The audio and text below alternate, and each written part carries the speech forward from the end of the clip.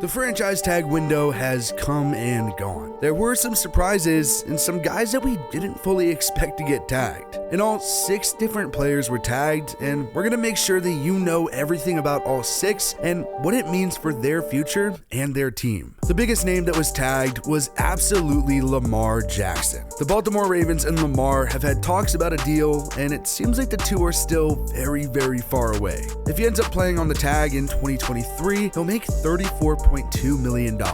He was placed on a non-exclusive franchise tag, which does give other teams a chance to offer him, but the Ravens can match any offer sheets or acquire 2 firsts in a trade. Lamar has had some amazing moments in Baltimore. He was the last pick in the first round in 2018 and played some as a rookie, taking over for Joe Flacco, and showed some serious flashes that he could take over the role. And that's exactly what he did, and he flourished. Lamar ended up winning MVP in 2019 after he passed for 3,100 yards and a league-leading 36 touchdowns to 6 interceptions. But he also essentially changed the game on the ground. He ended up rushing 176 times for 1,200 yards, both of which are NFL records for a quarterback, and he found the end zone 6 times. He has had his ups and downs and did struggle a lot in 2021 with only 16 passing touchdowns to 13 interceptions, but he has had a winning record every single season in Baltimore. He was a hot topic all last season while playing on the franchise tag, and he played some good football at times. He ended up only playing in 12 games because a sprained PCL ended his year, but before that,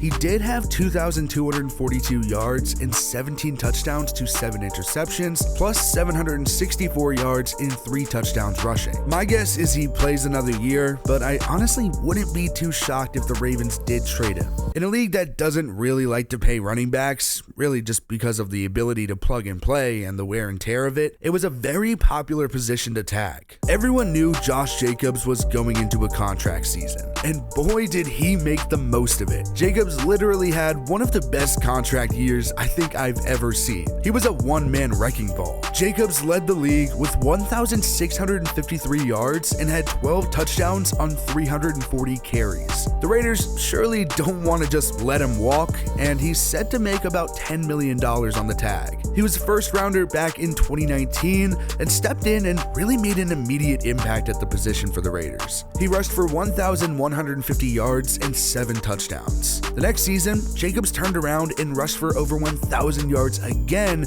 and had 12 touchdowns, making the Pro Bowl for the first time. He did end up having a down year in 2021, and the Raiders decided it was best to decline his 5th-year option. But Jacobs made the most of it, and now he's on the tag. I think he continues to play through this tag, and honestly, if he can have a year that's even somewhat similar to last year, Jacobs should find himself getting a pretty big payday sometime soon. Another guy that really did just have to have a prove-it season was Saquon Barkley. The Giants were able to beat the clock and sign Daniel Jones to a long-term deal, and that leaves Barkley on the tag after a really good season. He'll be set to make $10 million next season unless the Giants and him can find a fair deal. Barkley went 2nd overall in 2018, which still absolutely blows my mind, but it paid off early. He walked in as a rookie and took over the league, rushing for 1,300 yards and 11 touchdowns, plus 700 yards and 4 touchdowns through the air. He was great, and he ended up making the Pro Bowl, but that has been the best year of his career. Barkley went for over 1,000 yards again in 2019,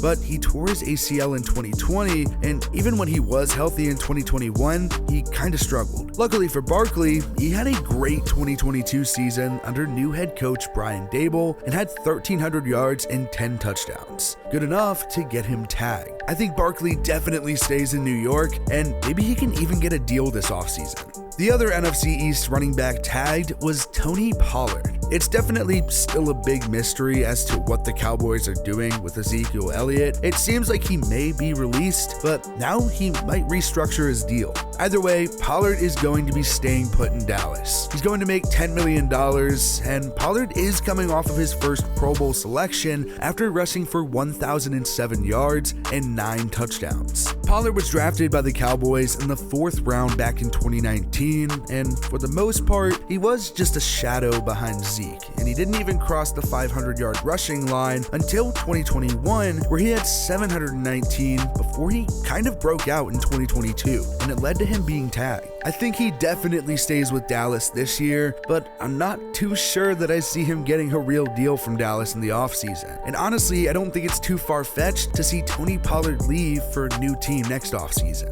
The franchise tag was introduced back in 1993. It's the 30-year anniversary of its inception, and it's really meant to keep the faces of the franchise still there. It wasn't exactly supposed to be used on a guy who's only lived in the city for a season and had just 4 touchdowns. But the Jags don't care and decided to tag Evan Engram. He's coming off of a really good year in Jacksonville with 766 yards off a career-high 73 receptions. Engram will make about $11 million this season, which is only like $2 million more than he made in 2022. Before his successful stint in Jacksonville, Engram played for the Giants for 5 seasons, who had taken him in the first round in 2017. As a rookie, Engram had 722 yards and 6 touchdowns. It looked like he had a good, bright future ahead, but he never crossed 700 yards again in New York. But luckily, he got another shot in Jacksonville, and it paid off.